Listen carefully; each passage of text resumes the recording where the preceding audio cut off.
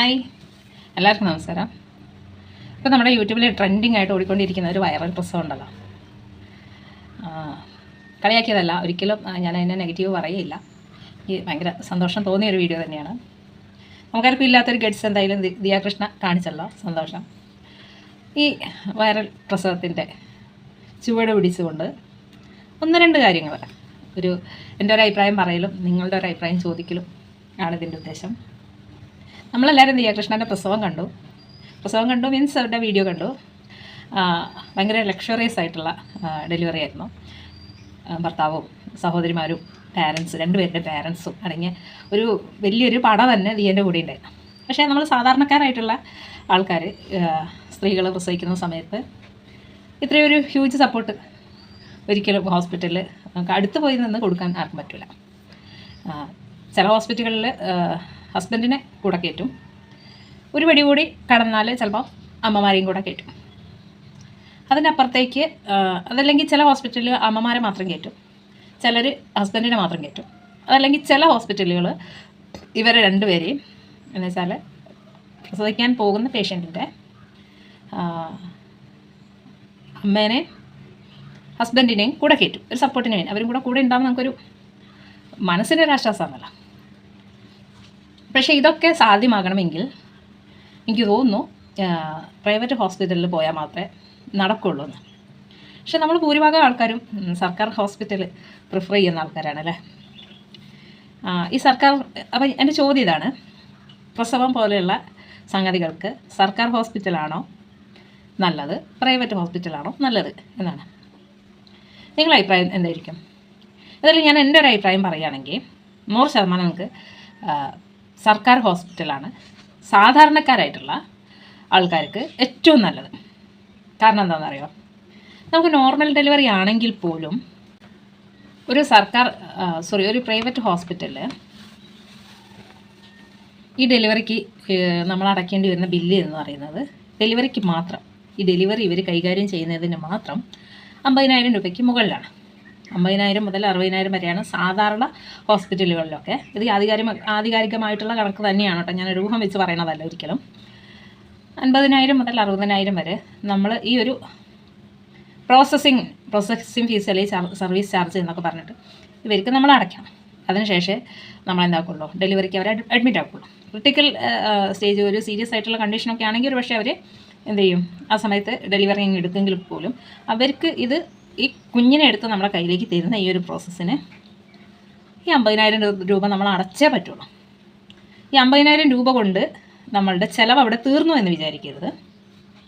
റൂമിൻ്റെ വാടക, ബാക്കിയുള്ള ബ്ലഡ്, അതേപോലെ ഒരുപാട് ടെസ്റ്റുകൾ ഉണ്ടാവുമല്ലോ, ഈ ടെസ്റ്റിനുള്ളത്, നഴ്സിംഗ് ചാർജ്, മരുന്നുകൾ, അതേപോലെ നമ്മുടെ ഫുഡ്, ഇതേപോലെ വരുന്ന ഒട്ടനവധി എക്സ്പെൻസസ്, അതേപോലെ സ്കാനിങ്, ഒരുപാട് ടെസ്റ്റുകൾ ഉണ്ടാവുമല്ലോ ഡെലിവറി സമയത്താണെങ്കിൽ. സ്കാനിങ് ഒക്കെ പിന്നെ ഡെലിവറീൻ്റെ മുന്നേ ആണെങ്കിലും കൂടിയിട്ട് എന്തൊക്കെ test, medicine, room, nursing service, ഡോക്ടറുടെ ചാർജ് തുടങ്ങി പിന്നെ നമ്മൾ പേഷ്യൻറ്റും ബൈസ്റ്റാൻഡേഴ്സ് ആയിട്ടുള്ള ആൾക്കാരുടെ ഭക്ഷണം ഉൾപ്പെടെ ഇത് നമുക്ക് വരുന്നത് എക്സ്ട്രാ ചിലവാണ്.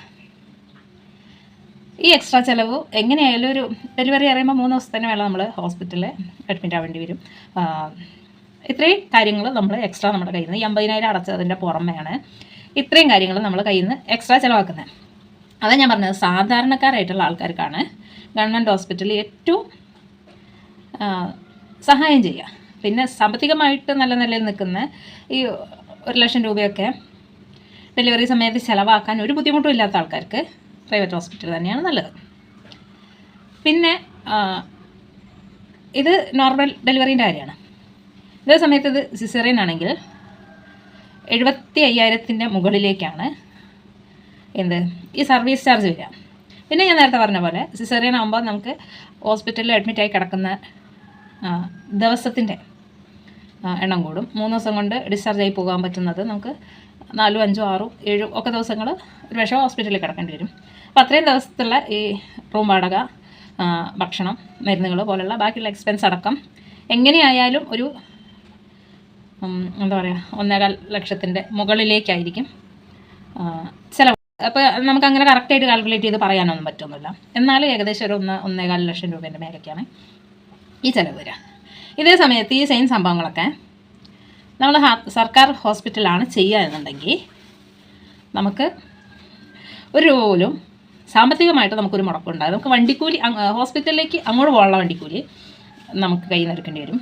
തിരിച്ച് ഡെലിവറി കഴിഞ്ഞ് അമ്മേനെയും കുട്ടീനെയും വീട്ടിൽ കൊണ്ടുപോയി ആക്കുന്ന ഒരു ഇതുപോലും എന്നുവെച്ചാൽ യാത്രാ സൗകര്യം പോലും മാതൃയാനം എന്ന് പറഞ്ഞിട്ടൊരു വണ്ടി എല്ലാ സർക്കാർ ഹോസ്പിറ്റലുകളും ഉണ്ട്. ഈ ഡെലിവറി കഴിഞ്ഞ് തിരിച്ച് വീട്ടിലേക്ക് പോകുന്ന അമ്മേനെയും കുഞ്ഞിനെയും വീട്ടിലെത്തിക്കുക എന്നുള്ളതാണ് ഈ ഒരു വണ്ടീൻ്റെ ദൗത്യം. അപ്പോൾ ഈ വണ്ടീൻ്റെ എക്സ്പെൻസ് പോലും, തിരിച്ച് വീട്ടിലേക്ക് വരാനുള്ള വണ്ടീൻ്റെ എക്സ്പെൻസ് പോലും നമുക്കാവുന്നില്ല. ഡെലിവറിക്ക് ചാർജ് വേണ്ട, മെഡിസിന് ചാർജ് വേണ്ട, നഴ്സിംഗ് കെയർ വേണ്ട, റൂമിന് ചാർജ് വേണ്ട, ഒന്നും വേണ്ട. എല്ലാം സർക്കാർ ഹോസ്പിറ്റലിൽ ഫ്രീ ആണ്. പിന്നെ എന്താ പറയുക, സർക്കാരിനെ പൊക്കി അടിക്കുകയൊന്നുമല്ല. ഇപ്പം ആരോഗ്യ മേഖലയിലൊക്കെ നമ്മൾ ഒരുപാട് പ്രശ്നങ്ങളൊക്കെ കണ്ടുവരുന്നുണ്ട്.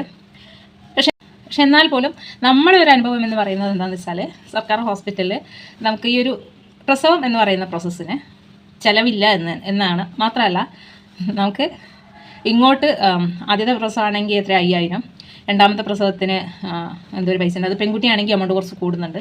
അങ്ങനെയൊക്കെ അത് ഇനിയിപ്പം പ്രൈവറ്റ് ഹോസ്പിറ്റലിൽ ഡെലിവറി കഴിഞ്ഞാലും ഇത് സർക്കാരിൻ്റെ ആനുകൂല്യം കിട്ടുമെന്നാണ് എനിക്ക് തോന്നുന്നത്. അപ്പോൾ ഇങ്ങനെയുള്ള കുറേ ആനുകൂല്യങ്ങൾ സർക്കാരിൻ്റെ ഭാഗത്തുനിന്ന് കിട്ടുന്നുണ്ട്. പക്ഷേ എന്നാൽ പോലും ഈ സർക്കാർ ഹോസ്പിറ്റലിൽ പ്രസവിക്കുക എന്ന് പറയുമ്പോൾ പല സ്ത്രീകൾക്കും ഒരു പേടി സ്വപ്നം പോലെയാണ്. കറണ്ട് പോയി കേട്ടോ, അപ്രതീക്ഷിതമായിട്ട് കറണ്ട് എന്നെ ചതിച്ചു. കുഴപ്പമില്ല, ഒരു 2 വാക്കും കൂടെ പറഞ്ഞിട്ട്. അപ്പോൾ ഈ സർക്കാർ ഹോസ്പിറ്റലിൽ സ്ത്രീകൾ ഈ ഡെലിവറിക്കൊക്കെ പോകാൻ പേടിക്കുന്നത് എന്താണെന്ന് വെച്ചാൽ, അവിടെ പല ഡോക്ടർമാരും, അത് എടുത്തു പറയേണ്ട കാര്യമാണ്, ഞാൻ കണ്ടെടുത്തോളം ഡോക്ടർമാരൊക്കെ എക്സ്ട്രാ ഡീസൻറ്റും ഭയങ്കരമായിട്ട് നമ്മളെ പ്രത്യേകിച്ചും ഗർഭിണികളെ കെയർ ചെയ്യുകയും ഒക്കെ ചെയ്യുന്ന ആൾക്കാരാണ്. പക്ഷേ ഉള്ള കുഴപ്പം എന്താണെന്ന് വെച്ചാൽ, നേഴ്സുമാർ എന്താ പറയുക, ഒരു 95, എല്ലാവരും ഒരുമിച്ച് പറയാൻ പറ്റുള്ളൂ, 95% നേഴ്സുമാർ ഞാൻ കണ്ടത്, നമുക്ക് നമ്മുടെ എക്സ്പീരിയൻസ് അല്ലേ പറയാൻ പറ്റുള്ളൂ, 95% നേഴ്സുമാരും സർക്കാർ ഹോസ്പിറ്റലുകളിൽ കണിച്ചോറില്ലാത്തവർ തന്നെ ആയിരിക്കും. ഒരുപക്ഷെ ഉണ്ടാവുമായിരിക്കും. ഇവരിത് കണ്ട് മടുത്ത് അവർക്ക് നമ്മുടെ പെയിനൊന്നും ഒരു പെയിൻ അല്ലാത്ത രീതിയിലാണ് അവർ നമ്മളോട് ബിഹേവ് ചെയ്യുക. എന്താ ഇത് ആദ്യമായിട്ട് കാണുകയാണോ, ഇതൊക്കെ ഉണ്ടാവുമെന്ന് അറിയുന്നതല്ലേ, പിന്നെ ഇങ്ങനെ കാറാതെ കൂവാതെ എന്നൊക്കെ പറയും.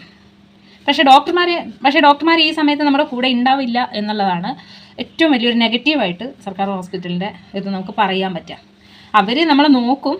ഇത് പ്രഗ്നൻസി ടൈമിൽ നമുക്ക് ചെക്കപ്പിന് പോകുന്ന സമയത്ത് അവർ നമ്മളെ നോക്കുകയും നമ്മുടെ ആരോഗ്യസ്ഥിതിയും കാര്യങ്ങളൊക്കെ വിലയിരുത്തുകയും അതൊക്കെ ചീട്ടിൽ എഴുതുകയും ഒക്കെ ചെയ്യും. പക്ഷേ ഡെലിവറി ഇത് മെയിനായിട്ടും കൈകാര്യം ചെയ്യുക സിസ്റ്റർമാർ തന്നെയായിരിക്കും, നേഴ്സുമാർ തന്നെയായിരിക്കും. ഇവർക്കാണെങ്കിൽ ഒരു കണ്ണുചോര ഉണ്ടാവുകയില്ല. കൂടെ ആരും ഒരു സപ്പോർട്ടിനില്ലാതെ നമ്മൾ ഈ പെയിൻ കൊണ്ട് ഇങ്ങനെ പെടയുന്ന സമയത്ത് ഇവർ ഭയങ്കര റൂഡായിട്ട് നമ്മളോട് പെരുമാറുകയും കൂടെ ചെയ്തു കഴിഞ്ഞാൽ എന്താ പറയുക, അത് ശരിക്കും നമുക്ക് മാനസികമായിട്ട് കൂടുതൽ നമ്മളെ തളർത്തുന്നൊരു പരിപാടിയായിരിക്കും.